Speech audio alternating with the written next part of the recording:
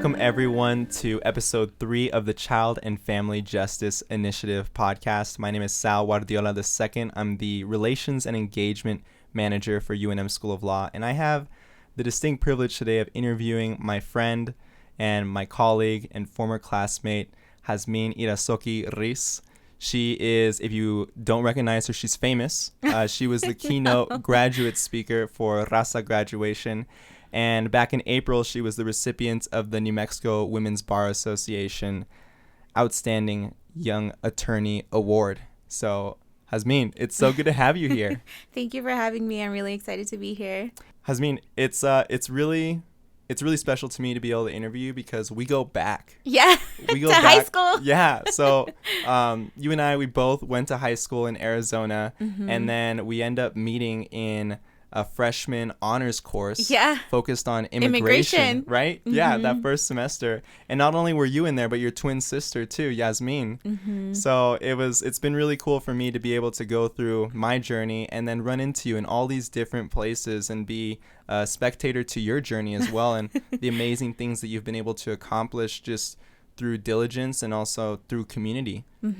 So I wanna go back then to that time and ask you, what even brought you and Jazmín to New Mexico to begin with? What moved you from Arizona? Oh, goodness. I don't think it's one set answer, but definitely the issue of immigration was a turning point for us.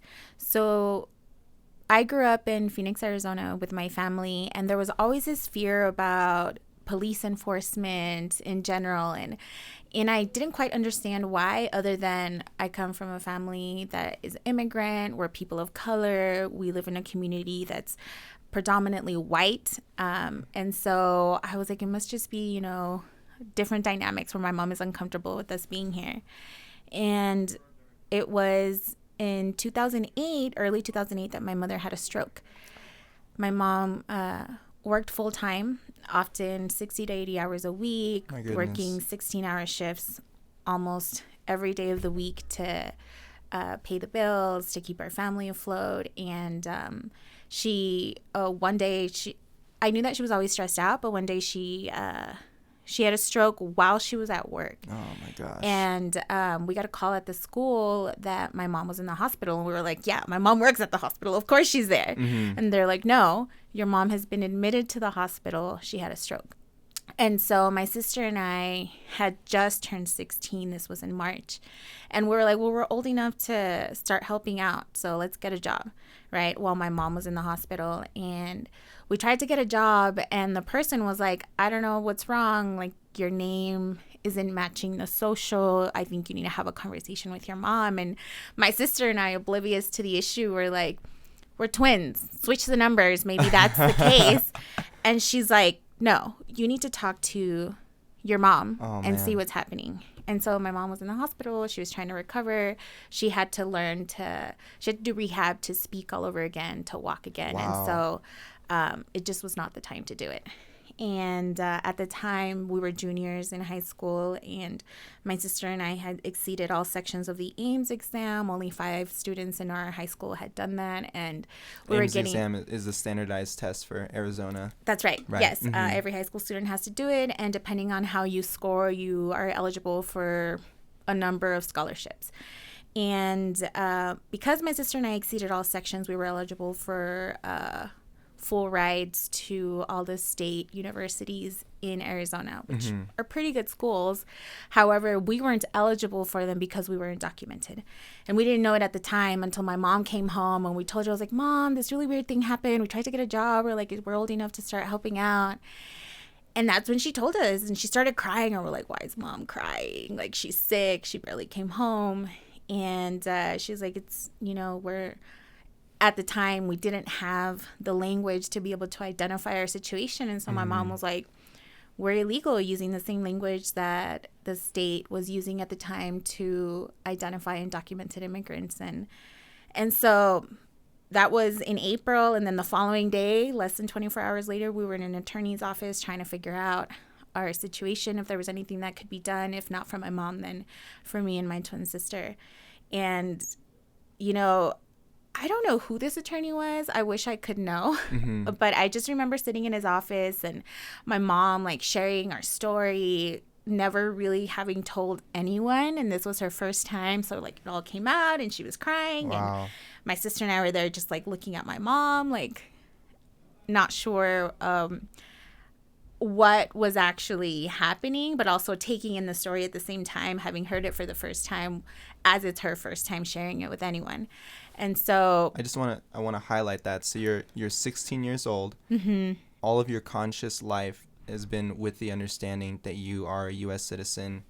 You're living the day in the life every day of being a U.S. citizen. So you have this situation arise, and then now for the first time in your life, in 16 years, you're hearing the bigger picture, the reality, and that gives answer to why there was concern about police. And mm-hmm. And then it all made sense, right? Why my mom didn't take us on our 16th birthday to go get our driver's license, right? Again, this was Phoenix, Arizona. Why my mom would be so concerned, because Yaz and I play sports. We played volleyball, basketball, softball. We were on the cheer team and the dance team. So we were always traveling throughout Arizona down to what was called Cibola County, right by the border. My mom was always freaking out. We would go with our church to California and different conferences, and my mom would always be worried. And we're like, it's just my mom being, a Mexican mom worried about her kids. And no, she was worried because we were undocumented, and she was worried that we would have interactions with immigration, whether it was CBP or ICE. And so we're sitting in this lawyer's office, and he was very cold, and he was like, well, I don't know what to tell you, because to this country you don't exist, and you're no one. You're lucky if you ever end up going to a community college and say goodbye to all your scholarships that you've been offered. This is to you and your sister, who exceeded on the aims, just a few of 5 students, right? Yeah. Just a couple of 5 students. And to my mom, who still in that moment selfishly saying, it doesn't matter if I don't qualify for anything, do my girls qualify for something? Mm-hmm.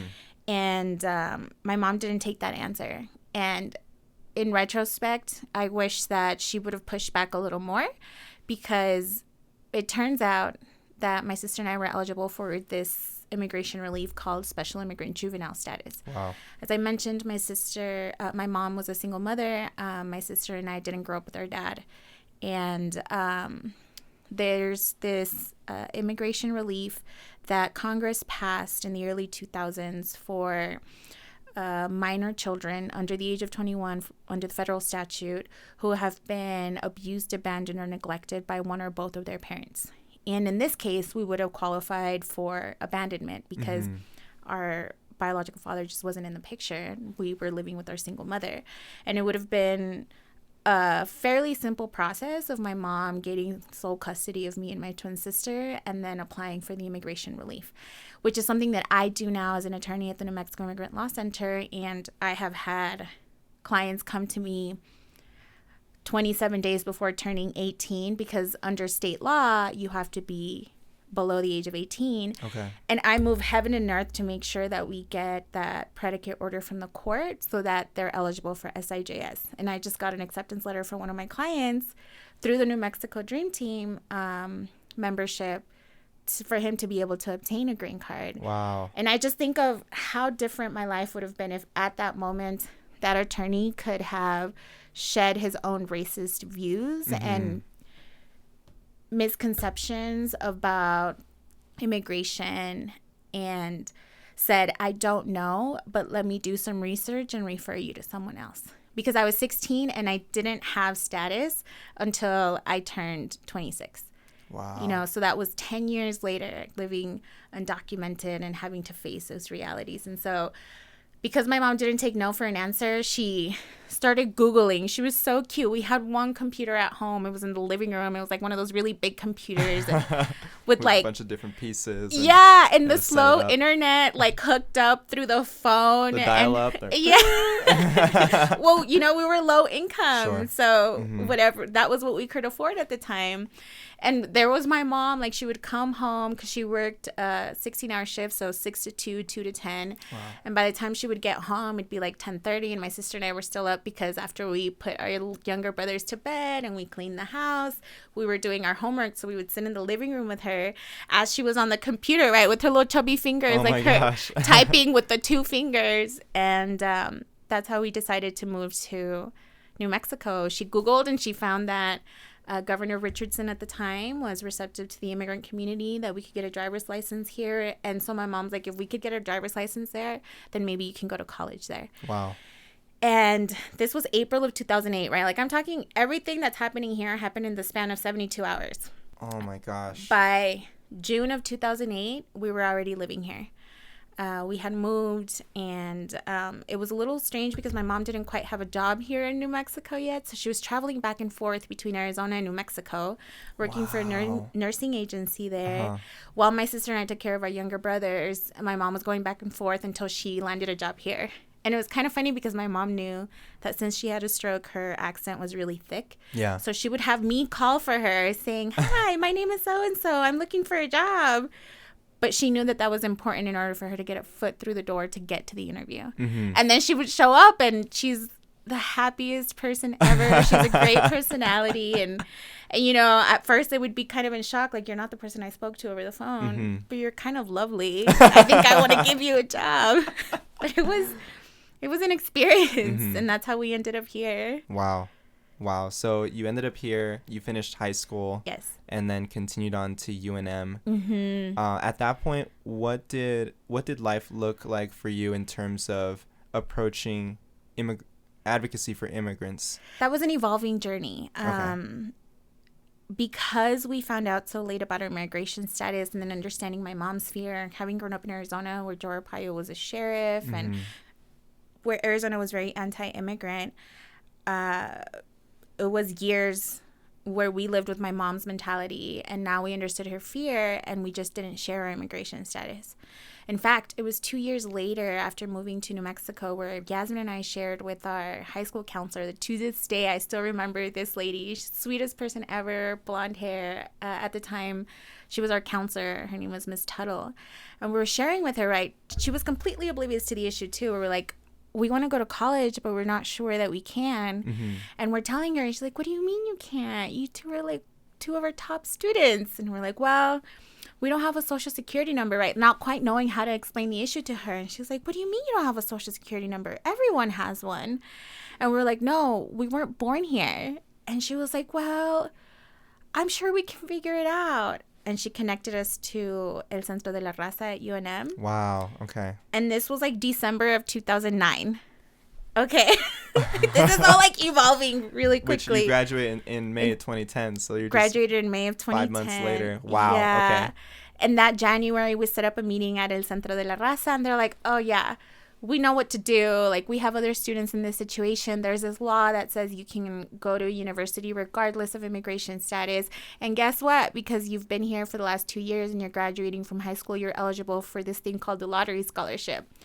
I remember being in that office, and the counselor at El Centro was called Joaquin. I still remember these people, okay? Like, I remember what I was wearing, what my sister was wearing, what Joaquin was wearing, where his office was. And I just remember my mom crying, like being so happy because not only would we be able to go to college, but knowing that the financial burden wouldn't be so much because of that scholarship, because it wasn't just one of us. It was two of us wanting to go to college at the same time. And so through this process and people helping us and being receptive to our immigration status and our condition, we realized, you know, it's not the plague. You know, this isn't something that the more we hide it, the less assistance we get from people who know how to navigate the system. Mm-hmm. And so there was still a lot throughout college where we didn't really share with individuals unless we had to. Okay. And it kept coming up that there were barriers because of it. And for whatever reason, Jazmín and I ended up being right in the center of it because of the type of professions that we were trying to pursue. Which were? Medicine. Okay. We both originally were going to go to medical school. And our plan, we had this really elaborate plan how we would both get our BSN to work as in the nursing field to pay for school while we were in college, because we knew then that we wouldn't get assistance with graduate school or professional school. And my sister was denied from the School of Nursing because of her immigration status with the 4.3 GPA, meeting all the other requirements. And I was like, oh, no, I need to figure something else out. And by then, we had peripherally been involved with what at the time was called the UNM Dream Team. Okay. And I remember the individuals who we had the most contact with were Eli Cuna, who's one of my great mentors, and I'm so grateful to her. Christopher Ramirez was there, Stephanie, I think Carrasco, Mendoza Martinez. And I can't remember the last person. I feel so bad. It was a gentleman. But they started inviting us to things, and we would like go here and there. We're like, no, we're on a strong academic track. Like, we have to do the National Society of Collegiate Scholars. We have honors classes. We have all these things. And eventually, it wasn't until I was in my first year of law school where things were really overwhelming that I was like, I need help. Like, there's no one around me who is in my same situation, who understands what I'm going through. I'm working full time in law school, and I'm still trying to keep up with the curriculum. I'm trying to get assistance from various departments, and people just don't know what to do with me. And that's how I became heavily involved with the New Mexico Dream Team, now the New Mexico Dream Team. And they said, you know, we don't have the answers. We don't have that many resources, but we're going to make you a promise. We're going to make sure that you finish law school. And they did. Wow. And that's how I started being involved with the immigrant rights movement, because they were like, it does you no good to stay silent and no one knows what you're going through. Instead, use your story to uplift the stories of other individuals in the same situation. And so here we are now. Yeah. So while you were in law school, which you finished, by the way. Yeah. But during that time, miraculously, let me tell you. But during those years, those rigorous years of law school, you were also traveling. You were also just doing different, fulfilling different roles and responsibilities as they pertain to advocacy. Was your sister involved in those actions as well? Yeah, she was. So it was really funny how it worked out, because I think people thought it was a great marketing strategy to have, if we're being quite honest, right? To have two identical twins, one pursuing law, the other pursuing medicine. Which she finished recently too, right? Which she's about to graduate in May. Okay, she's going to graduate in May. She's going through her residency interviews now. She just did the one for UNM yesterday. I felt like a proud mom dropping her off in her suit that I helped her pick out. Oh my gosh, that's so special. Yeah, no, she was involved the entire time. And so my sister still had 2 years of undergrad where she was heavily involved in the immigrant rights movement. And she was helping implement, as an undocumented person who didn't have access to medical care, she helped implement the Affordable Care Act in New Mexico and signed people up for Medicaid and children who were homeless and helped them sign up. And so it was, it was an interesting experience, because the New Mexico Dream Team helped us find our voice, but also use our story, which we are not oblivious to the fact that it's not common, right? Communities came together to make sure that my sister and I could complete our process. But there are other students who are far brighter and probably far better at this than we are, who weren't dealt the same deck of cards, who, my mom always prioritized school, and she said, no matter what, even if you're going to work, just know that school is your priority.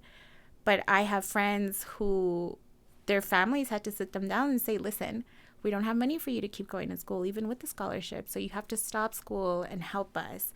Or they had children and their partners were also undocumented. And so if there's one thing that we learned with the New Mexico Dream Team is to, yes, there are individuals like us that the media wants to know about, but it doesn't take away from the fact that we're a community and we're more than what you think we can contribute because of our education or because of the professions that we're trying to infiltrate. And I say infiltrate because we need more people of color to be here.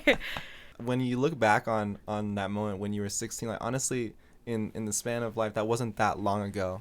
And so there has been this plethora of things that have occurred in your life. And I love how you highlight the sacrifices of others as well as the support of others that have enabled you to continually rise to new levels of success.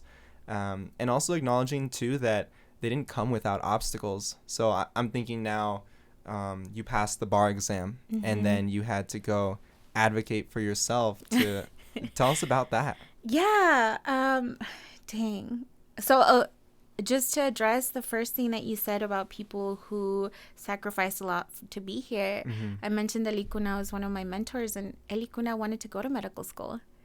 she didn't end up going to medical school. She ended up getting a master's degree, and now she's heavily involved in the immigrant rights movement at the national and the local level. But I think back and I'm like, here she wasn't able to pursue what was a lifelong dream for her, but she made sure that through our efforts, Yasmin and I finished our programs, right? Like, and when people ask, like, why are you so vocal about opening avenues for people that you don't even know?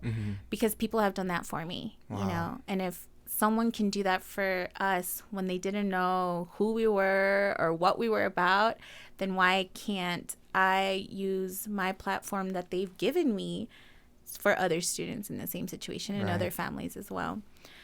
Which, you know, yes, I graduated law school. They fulfilled their promise. And then I took the bar exam. I passed it.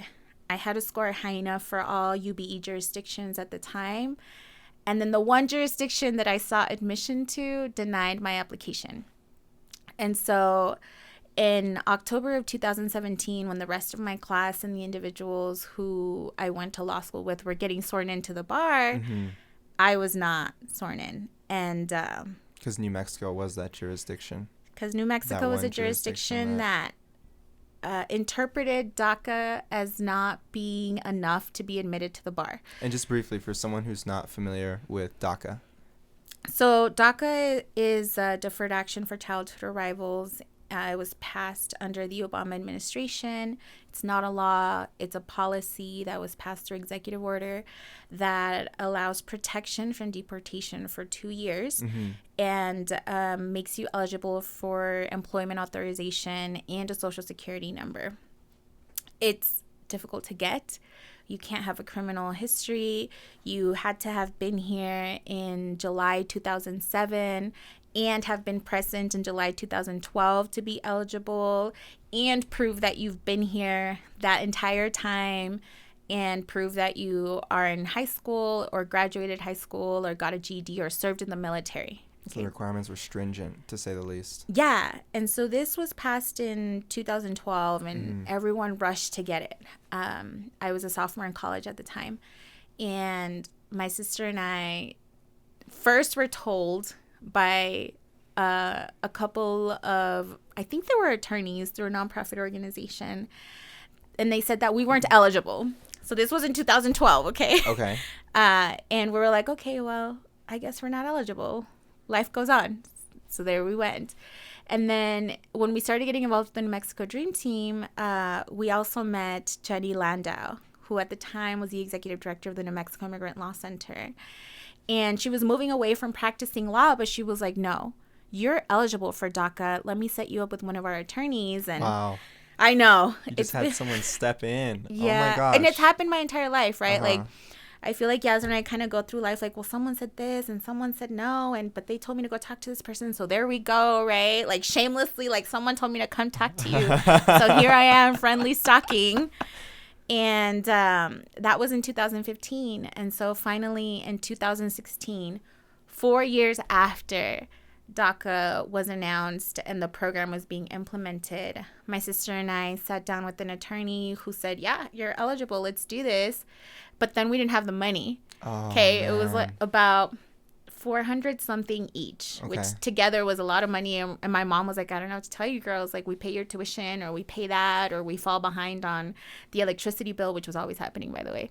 I remember getting up with my phone light like, Mom, we don't have light today. Oh, no. And so we applied for an emergency scholarship with El Centro de la Raza, which we got. I remember bawling the entire time, like, why do you want this money? And just bawling, like, I just want to be able to survive. And I received mine in my second year of law school. Wow. Finally, the application was done. We got the scholarship. We submitted the application. It was pending for like 10 months. And it was finally approved during finals of my 1L year. And so right after my last final, I went to the NMILC's office to pick up my employment authorization document. And I was so scared that they were going to be like, no, it was a mistake. That same day, I went to the Social Security Administration to request my Social Security number. And I was paranoid, checking the mail every day. They're like, it'll take 2 to 3 weeks to get there. But every day I would go check the mail like, Mom, Did it come in yet? Is it here? And I was fortunate that happened, but then Jazmín went another 6 months without it because it got lost in the mail. Wow. And then she had to pay all over to get it again. Man, and so it was a process. And so Jazmín didn't end up getting it until I think it was her second year of medical school, right? And I guess for retrospect, I am a year ahead from Jazmín because I finished my undergrad before her, and she had to do a pivot because the School of Nursing rejected her. But it was a journey. But once we got DACA, our whole lives changed. I was working as a healthcare tech, which is how I helped my family pay bills and also pay the gap in tuition that wasn't covered by our scholarships. And once I got my employment authorization document, I got what I consider to be like my first real job. And I was finishing law clerkship with the Center on Law and Poverty. I did 2 summers there, and I had a scholarship. While in law school, right? While in law school, yeah. Yeah, while in law school, but this wasn't employment. It was an internship with a scholarship. Okay. And so that's how I was able to get these legal opportunities while I was in law school, right? Because no law firm would work with me. They were like, no, we can't give you a job. It just isn't going to work out. But people in the nonprofit sector were like, there has to be a way to do this, and there has to be a way to do it within the current tax code that we have. And so that's what happened. Like, we'll give you an internship. You have to write a paper. We'll give you the opportunity to do legal research, interact with clients. And so when I got it that summer, I was finishing up that internship, and I remember crying because I felt terrible. I was like, I'm sorry. Like, I got this other... My bad. We're good. I got this other opportunity that I applied for. I didn't think I was going to get it. And it was a job in the Employment and Labor Division at the city attorney's office. Wow. Okay. And they're like, and we're going to pay you $20 an hour. And I was like, what? That is more money than I've ever seen in my life. And so I worked, I did my clerkship hours full time in June. Okay. And then sometime in mid-July, I started with the city attorney's office, and I stayed there until the end of that semester. But it was at that point that I was able to obtain opportunities as a law clerk in various areas of the legal spectrum. So, you know, I started off with no opportunities and ended up working in the nonprofit sector and civil defense, in the government sector. And it was an amazing experience, but I wouldn't have been able to do it had I not at one point intersected with the New Mexico Dream Team, because it was through their network that I was able to access the attorneys and people who were like, oh, yeah, we know the New Mexico Dream Team will help you out. Man, that's just amazing to me, because when I think about you and when you finished law school, passed the bar exam, there's this element of you giving back to pay it forward. And so you were... for those of you who don't know, Jazmín was a recipient of the Corinne Wolfe Fellowship for Transformative Advocacy, funded by the Child and Family Justice Initiative. And so you were you were actually part of the first class of fellowship recipients, which sent you directly to working in the nonprofit sector. Right. Right. So tell us about the creation of your project and what it entailed and how that evolved over time. Yeah. So... when I was thinking about the type of fellowship project that I wanted to do, I wanted it to be something that was filling a gap that wasn't met. And they always tell you to do this, right? Like, think of what are issues that just aren't being addressed because there's a lack of funding or a lack of capacity. And when I was thinking of the type of project that I wanted to put forth, I just thought about my life, right? Like, everyone talks about immigration relief for immigrants. We need to get immigrants their green cards. We need to get them status. We need to get them set up with different things.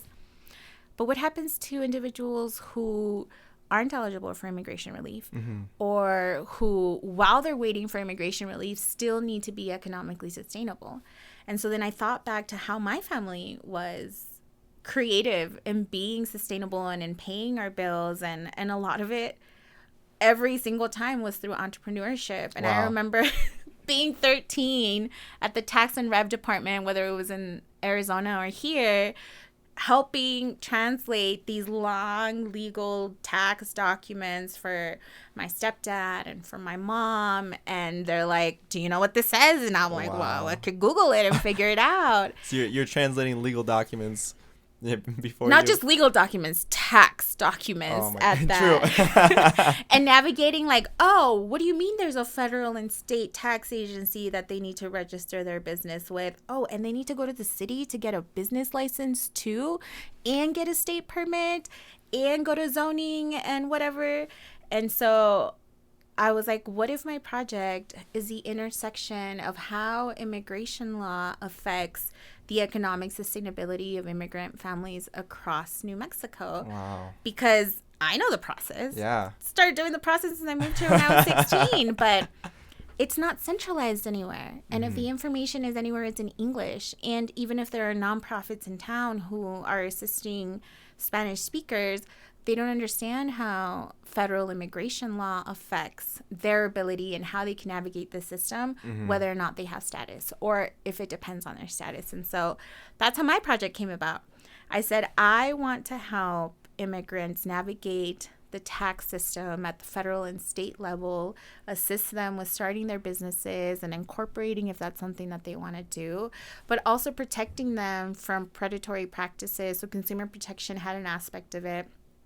And if they come to me because they want to start a business and it turns out that they're eligible for immigration relief, then I will also move forward with that part of their case. Wow. It's versatile. Yeah. And it's just, something that people don't think about, that they think that immigrants, the number one thing that they need help with is obtaining status.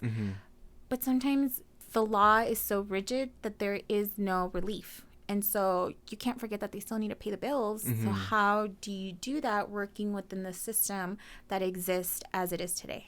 Man, and so not only that, you're so collaborative, and you had some allies, some strong allies that you collaborated with throughout your project. So your nonprofit organization started as Instituto Legal, correct? But you were working with many others. Tell us about those partnerships. Yeah, so no one tells you that when you set out to do something that no one does, you need help from everyone and anyone who's willing to listen to you. And so I was always working with other organizations, and my project has from the onset been a partnership with the New Mexico Dream Team, because they're an organization that's statewide, right? So they have access to the community that I'm trying to reach, whether it's youth, whether it's children, or the families. And so the collaboration with the New Mexico Dream Team was always really important. But from there stemmed other relationships as well. The Mexican consulate has been a strong partner during this process. And then the city offered, so I applied for another grant to create a pipeline of youth who are wanting to pursue business and or law. And so that was a grant through the City Alive initiative. And then through that initiative, we met Henry from the McCune Foundation. And then being small circles, we met people from the Kellogg Foundation who were already giving to my fellowship, wanting to expand on my work. And they connected us with South Valley Economic Development Center, Roanhorse Consulting, who was working with the art project at the time to keep businesses sustainable while that was getting built, West, and Encuentro, which I now sit on the board for, and I was one of their business teachers too. It's been a whirlwind, and people come together and like, this is great, and I remember suffering a lot from imposter syndrome, in the sense, like, I don't really know what I'm doing. Like, you people have been doing this for like 10, 20 years, the ins and outs. And a lot of these organizations and people in leadership sitting at these organizations said, yes, but we don't know the experience that you've personally gone through. And the way that the clients are transparent with you is something that we don't have access to because we didn't live it. And your ability to say, I grew up undocumented, I've started businesses as an undocumented person, and now I'm a lawyer and I'm trying to help you navigate the legal system as well, is powerful. And so I think this project would not be where it's at right now without those collaborations. And then, of course, later transferring my fellowship to the New Mexico Immigrant Law Center, and the mentorship that I received there has been amazing, and the project has grown so much since then. And I'm really excited with some of the work that we're doing now at a coalition level with the organizations that I mentioned sit under a coalition now called Color Theory. And so the idea is that we're making an economic development ecosystem for all communities of color who are typically marginalized from these business systems that we're trying to allow access to. That's incredible. And not only did you transfer your fellowship to NMILC, the New Mexico Immigrant Law Center, they kept you on. You're a staff attorney. That's amazing. Yeah. I am now a staff attorney there, and they've been very supportive. If I take an immigration case, it's related to me learning skills that are transferable if I ever decide to move on. So leadership development is a huge part of their mission and vision for all attorneys of color. But they, Adriel is my supervising attorney, and he's always said, where do you want this project to go? What is the impact that you want it to have? Do you want to help business owners with their contracts, the commercial stuff? Do you just want to do the tax aspect of it? Do you want to do the tax and the incorporation part of it? And that's how we moved to the policy aspect of it. Okay. And now part of the project and a lot of my work after the fellowship completed is this professional and occupational licensing bill that I'm working on with the New Mexico Dream Team and other organizations and other attorneys who initially helped me get my law license. Wow. So it's been evolving, and I'm really grateful for a lot of the thoughtful questions that the leadership at the NMILC asked me and said, your project is great, but have you thought about the long-term strategy in this? Which is something that I wouldn't know to think about because, you don't know what you don't know. That's true. And it's been a great growing experience. That's phenomenal. And shout out to Adriel for just becoming the executive director. Adriel, if you're watching this, props, man. That's outstanding. Yeah, we're really excited for him. Man, that's just so good. And I love, as I'm hearing your story, there's so many of these full circle moments. I think about how it was El Centro de la Raza that was able to align you with different resources to ensure that you could have a financially feasible way to go through college, and then you go and become the graduate keynote speaker at the Raza graduation that El Centro de la Raza puts on every semester. You're a staff attorney working with some of the same people that helped you from a legal standpoint in order to continue to move on. And one thing I want to really draw clarity to is, and I think I had brought this up a little bit before, you had to advocate for yourself before the Supreme Court so you could be admitted to the New Mexico bar. So is it fair to say that you're the first DACA-mented attorney in New Mexico? Yeah, so I was the first attorney with DACA to be admitted. And that was, I think it's really important to shed light on the fact that I think that happened because that was after the Trump administration came into office, and he ran his platform on saying that he would rescind DACA. And so when I passed the bar exam on September 5th, 2017, they rescinded DACA. And coincidentally, based on the arbitrary dates that the administration set forth for the program, I was one of the unfortunate individuals who did not qualify to renew my employment authorization. So DACA was rescinded, and then I found out I passed the bar exam. Board of bar examiners were like, well, are you eligible to renew? Okay, let's look at the requirements. No, I'm not eligible to renew. Okay, when does your work permit expire? April of 2018. And they're like, so what you're saying is you won't have employment authorization past April 2018. And I was like, well, right now it seems so. So my admission was denied. And then the group of attorneys who was helping me at the time, Maureen Sanders, David Stout, Serge Martinez, and George Bach, said, no, we're going to fight this. The rule doesn't say that you have to have continuing eligibility for XYZ. It just says that you need to meet the eligibility at the time. Man, jump in real quick. All of whom are either former or present term law professors at UNM School of Law. So again, the power of social capital, of the relationships and the people around you. And just people who want to help, right? Because I was so poor, I could not even tell them I will pay you one day, right? Like, I had no idea if I could or could not repay them in some way, shape, or form in the future. And so all the work that they did was pro bono. Wow. 100%. And they continue to do this with other students who are in the same situation. Because if there's one thing that I'm really grateful to, is that their ability to say that I'm going to help you allowed me to go out into the law school and say, hey, there's a group of attorneys that want to help us. It doesn't mean that we have to sue. It just means that they need to know who at the law school is in this situation so that they can share our particular stories and let the Supreme Court of New Mexico know that this is an issue that they're facing.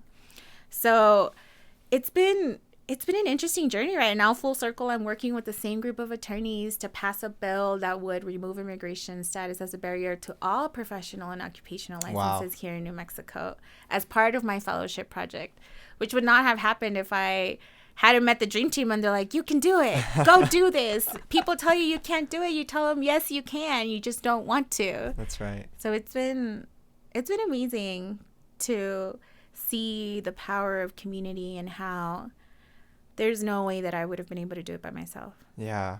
Oh my gosh. It's so refreshing to hear your heart of gratitude, and not only that it's your role now is really to improve life for so many others. And with the Child and Family Justice Initiative, I want you to speak to a little bit more in terms of how your project was geared towards serving children and families in New Mexico, vulnerable children and families in New Mexico. Yeah, so I think economic sustainability is viewed as this like broad amorphous thing that people are like, yeah, we need to have New Mexicans be able to pay their bills and we're a poor state. But something that for some reason gets lost in all that commotion is how economic sustainability affects children.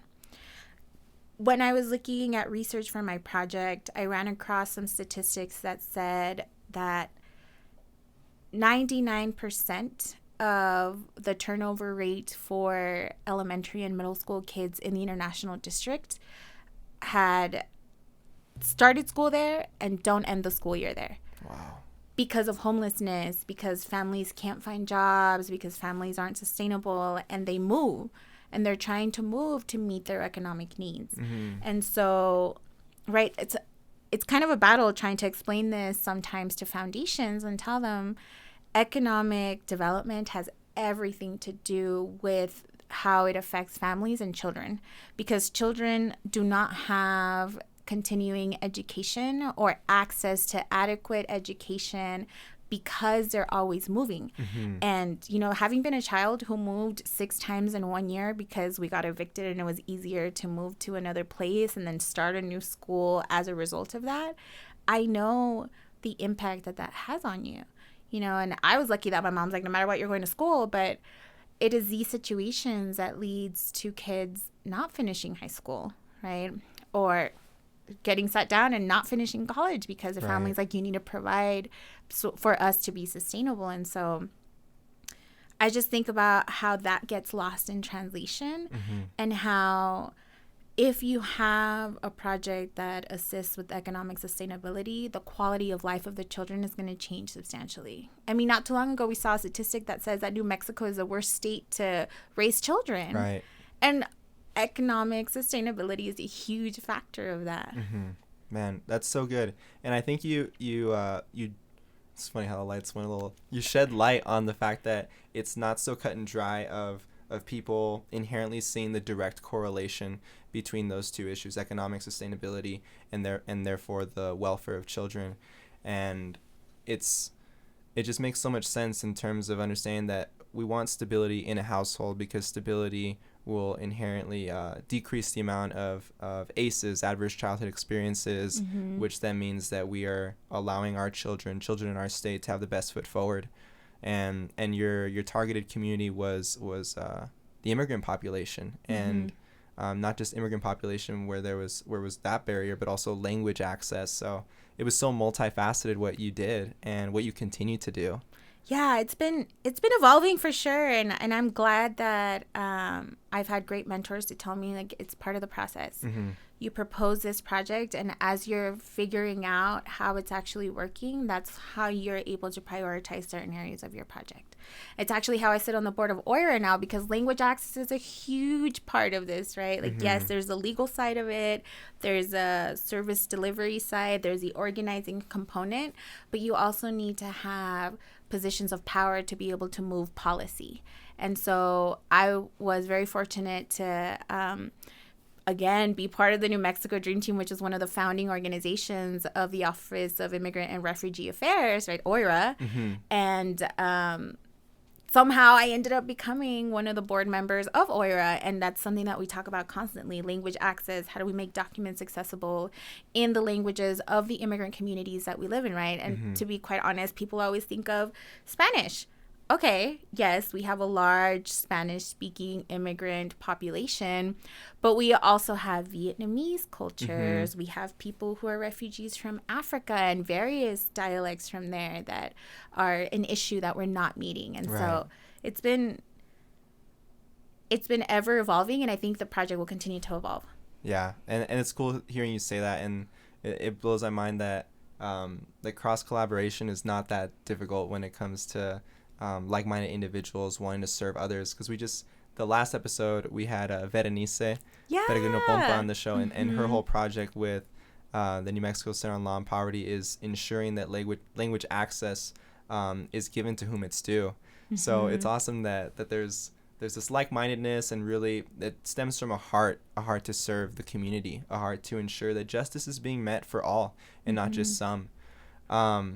I wanted to take this moment because you were talking about, economic stability, financial stability, and not only how it's so important for the work that you do, but it played an integral role in your own life and being able to reach new levels, whether it was educationally or otherwise. So I want to just take this moment to highlight that we are running a campaign, the 505/575 Club, to raise money for the Child and Family Justice Initiative to ensure stability, to ensure sustainability, to ensure that this program will continue to go and continue to grow so we can serve New Mexico's most vulnerable children and families. So you're going to find a link below this video if you'd like to support the dreams and aspirations of individuals like Jazmín, who have a heart to serve our most vulnerable and ensure that justice and equity is provided for all indiscriminately. So be on the lookout for that after this video.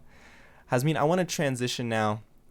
The bulk of your work and much of your experience in life up to this point has revolved around this topic of immigration. And a lot of times we can talk about a topic like this and see it as an issue, see it as something political. And so in that way, oftentimes it can be polarizing. People have very strong viewpoints when it comes to the topic of immigration. But my question to you right now is, on a human level, why should people care about the well-being of immigrants, undocumented or not, in our country? That's a very interesting question, because people do see immigration as a political issue. And for some reason, I was on social media not too long ago, and I saw something, and it said something along the lines of, people have no problem saying, I would kill for my child, but somehow immigrating and crossing borders to give my child a better life is unthinkable. And it made me think of how people hear the word immigration and say, oh, that's politics, I don't get involved in that, or that's politics and I know clearly where I stand on that. But then they meet individuals like me or my brothers who are both very white passing and U.S. citizens, and they realize that it's not so black and white. And,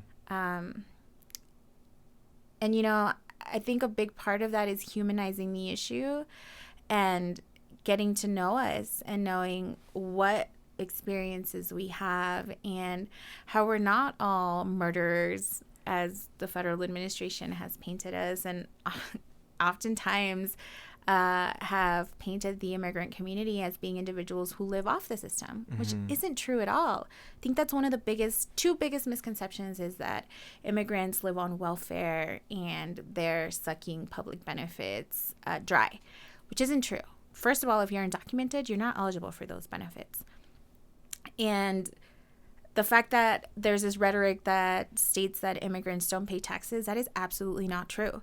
We pay billions into federal, state, and local taxes, and we pay more into taxes because if you're undocumented or you have a certain type of immigration status, you're not eligible for certain tax credits that someone who has a social security number or status is eligible for.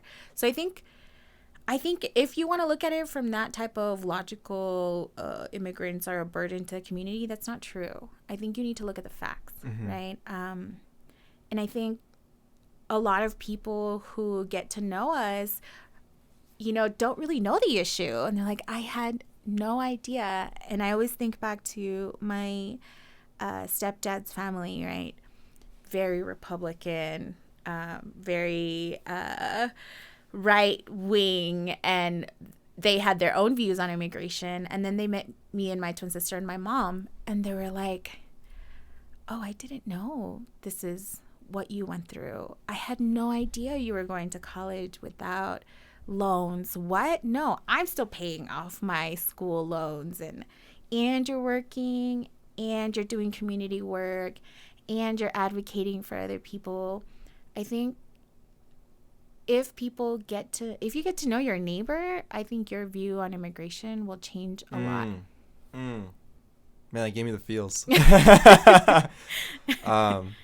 Wow. Thank you for sharing that.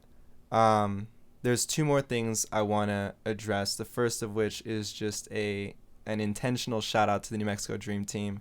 The New Mexico Dream Team has done a phenomenal job in organizing. And if I'm not mistaken, please correct me if I'm stating this wrong, but it's the largest youth-led immigration action organization. Is that the case? Yeah, they are. There's this mantra, right? Like, every time we introduce ourselves, my name is so-and-so. I'm part of the New Mexico Dream Team. We are the largest immigrant rights organization in the state because it's a statewide network. Okay. We went from a small UNM organization to a statewide platform, which has been amazing in less than 5 years. Wow. And just speaking to the truth that young passionate people can make a difference. The second thing I wanted to address and wrap up with this, I want to preface it with saying that like I said at the beginning, it's a privilege to know you. It's a privilege to be a witness to you and your sister's lives. And I think much of that privilege comes from the fact that you and your sister are very open. And I know that that it can be scary. It can be difficult and challenging to want to be open about topics where it's more common to stay in the dark. And I know that's been a major element of why it's even more important for people to be aware of issues facing undocumented immigrants, because crime goes unreported, for instance, by staying in the shadows. People are suffering by people staying in the shadows, and it's a risk to put yourself in the light, and that's really what you and your sister have done, and with confidence and with grace and with dignity, I would say. So I wanted to preface that and transition into this final question to you.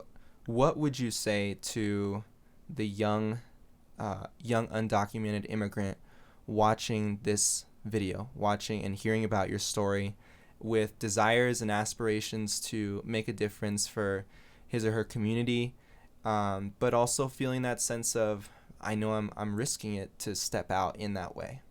I think the most important thing to say is that not everyone shares their story, right? Not everyone is undocumented, unafraid, and unapologetic. And I think of that because when I gave my graduate student keynote address at the Raza graduation, that's how I opened. Wow. But I wasn't always undocumented, unafraid, and unapologetic. I was very afraid, very apologetic. And if there's one thing that being part of the New Mexico Dream Team taught me, is that there are different ways to be involved. You don't have to be the face that's always doing media interviews like some of us. And sometimes you could do communications and be behind the scenes, and you can serve in different ways. But if there's one thing that I would absolutely encourage anyone who isn't documented or comes from a mixed immigration status family, because that has its own barriers, right? My little brothers are U.S. citizens and grew up basically undocumented because we had no idea what they were eligible for, is to find your community. You know, if you're in New Mexico, the New Mexico Dream Team is located right at the law school. Come to law school, someone will take you to our office. That's right. Right? If you are in Santa Fe, we have an office there too. We have an office in Las Cruces.